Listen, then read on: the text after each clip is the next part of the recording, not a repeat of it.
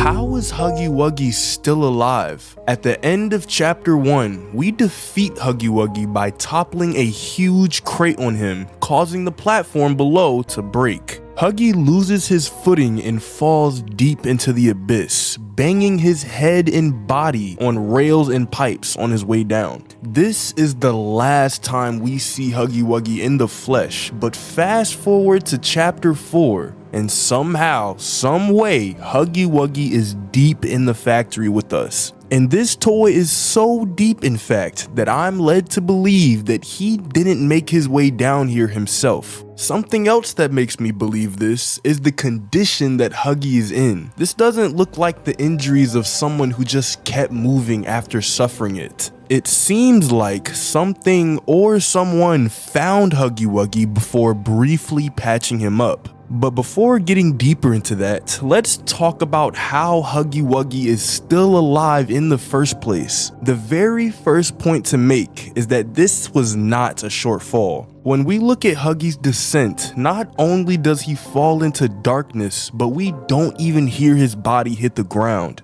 Now, obviously, this guy didn't just fall into the void, so there's definitely something odd going on here. We did see a bunch of water in chapter 3 and 4, so it's possible that he just ended up getting a lucky landing. But we had to take a train in order to go down to Playcare, and then take a huge elevator down to the labs. Are you telling me Huggy Wuggy just fast traveled and dove headfirst into the labs like Black Adam? No, I don't believe it. But if we analyze the way Huggy fell down, I think most of us can agree that Huggy's body slamming against those pipes and rails wouldn't be enough to kill him. So that begs the question, are the marks we see on Huggy in chapter 4 a result of the fall he suffered? Well, in order to answer that question, we'll have to analyze the fall itself. After we pulled the crate down, Huggy ends up landing chest first on the first railing. He then slips backwards and clanks off the pipe with his left shoulder blade. This spins his body in such a way that he ends up barrel rolling into the next platform, with this collision being the back of his neck. This sudden force from the back sends Huggy's head and body forward, slamming into the last pipe face first. Now flipping and falling deeper in the factory, initial fans were left to wonder whether or not this was the last appearance of Huggy. But let's list out the points of impact. Left shoulder blade, back of the neck, and front of the face. Those are the 3 locations that Huggy Wuggy was injured in. So now that we have this info, let's go back to chapter 4 and see what he looks like there. And well, there's already a couple of concerns. For starters, half of Huggy's left arm is completely gone. A chunk of his head is missing, and he seems to have a bunch of bandages all around him. It's kind of similar to how Kissy had bandages around her, but we can easily link those bandages to Poppy. But for Huggy's bandages, there's no one to immediately connect it to. In chapter 1, it was just us and Huggy Wuggy. No allies, no traitors, nothing. So in order for a connection to be made, we'd have to look at all of the new existing characters that came after chapter 1 that could possibly be the cause of Huggy's sudden survival. Could it be Harley Sawyer? Most people would immediately shake their heads at this question because it's been made somewhat clear that Sawyer doesn't have access to his physical body. His capabilities revolve around the factory's functions, so he's able to close and open doors, check almost any camera in the factory, and activate machinery that could be of danger to us. So with that being said, drawing the connection that Sawyer is the reason for Huggy Wuggy's survival wouldn't really make sense. But out of all the things the doctor has said throughout Poppy playtime, this one crucial line set off huge alarms for me. The others he faced, 1170, 1188, 1222. Been there, done that. Let's try our hand at something a little different. How does Harley Sawyer know that we took down these toys? Now, I know, I just said that he was able to close and open doors, check almost any camera, yada yada, but this doesn't match up with the info we've been given about him. What do I mean by this? Let's look at one of the VHS tapes, specifically the black and 5th VHS tape. This tape shows 3 individuals, Eddie M.N. Ritterman, Stella Graber, and Leith Pierre, talking about Harley Sawyer's reckless behavior and how it's endangering Playtime Co. and its projects. They reference multiple dangerous or disastrous incidents connected to the Doctor's work: Huggy loose in the woods, Catnap, and the theater incident. Despite these problems, they acknowledge the Doctor's importance. They can't simply eliminate him, but they wanted him removed from leadership. Throughout their conversation, they contemplate drastic measures, even raising the possibility of making him disappear, suggesting a history of extreme solutions at the company. Now, let's look at the VHS tape that's chronologically connected with this one, which is the 11th VHS tape.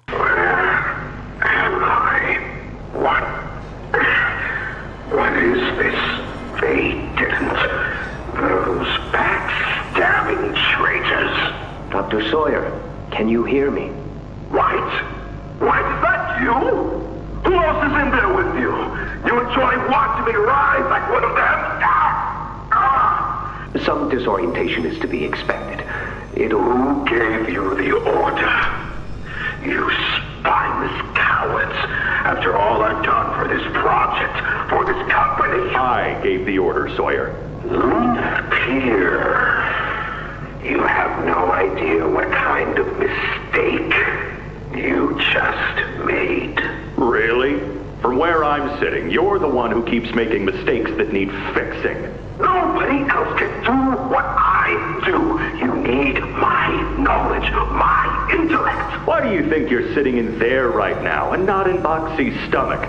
Let me tell you how this is gonna go, Sawyer. From now on, you're here to give the lab boys answers when they need them, and carry out procedures when and how we tell you to. That's it.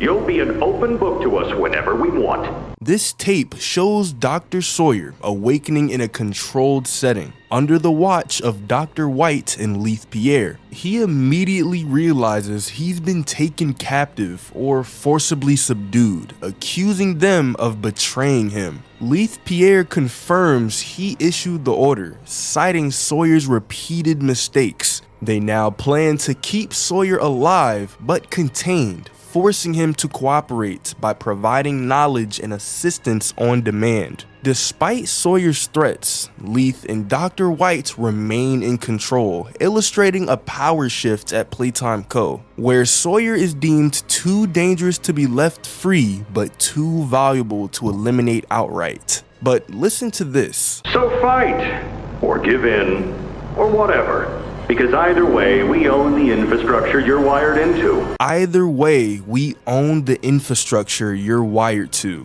This pretty much confirms that Sawyer has been wired into Playtime Co. even before the Hour of Joy. And I will be making a video specifically talking about the Doctor, so stay tuned for that. But what does this have to do with Huggy Wuggy? Well, it answers the question of how he knew all of the experiments that we faced, and Huggy is one of them. Does that mean he has something to do with what's going on now? It's possible, especially when you look back to this image, which we now know is from Huggy Wuggy. But what video from Mob Entertainment did we see this very screenshot from? That's right, the Poppy Playtime Chapter 4 cinematic trailer titled The Doctor. Why would Mob Entertainment include visuals that has nothing to do with Sawyer at all? They included imagery of what now looks to be the Omni Hand, which is what Sawyer needed in order to be able to have control. They included imagery of the prototype, Kissy Missy, Yarnaby, Huggy Wuggy, and other toys to symbolize them being his creations under the Bigger Bodies initiative. It seems like all signs are pointing to the Doctor. Well, except one sign.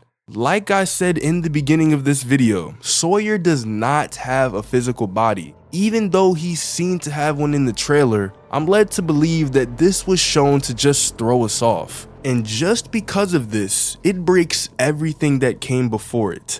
Sawyer isn't the caring type. Look at how many things are being implemented to make sure Huggy stays alive. Not to mention the fact that he was seemingly killed by our own hands. But it's not known when this treatment towards Huggy Wuggy took place, or when it was orchestrated for him. So could it be the prototype? This actually makes more sense when you think about what the prototype has done in past chapters. He collected Mommy Longlegs in chapter 2, killed and collected Catnap in chapter 3. Who's to say he didn't collect Huggy Wuggy when he fell down in chapter 1? The prototype was already down deep in the labs, right? Could Huggy Wuggy have landed somewhere close to where the prototype resided? Let's say this was true, and the prototype did in fact collect Huggy Wuggy's body for some crazy plan. Would he really be the one caring for him? The prototype doesn't seem like the caring type either. But what toy do we know from Poppy Playtime that is caring? A toy that's been collected by the prototype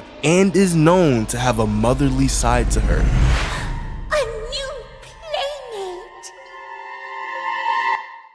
What's left of her is his now.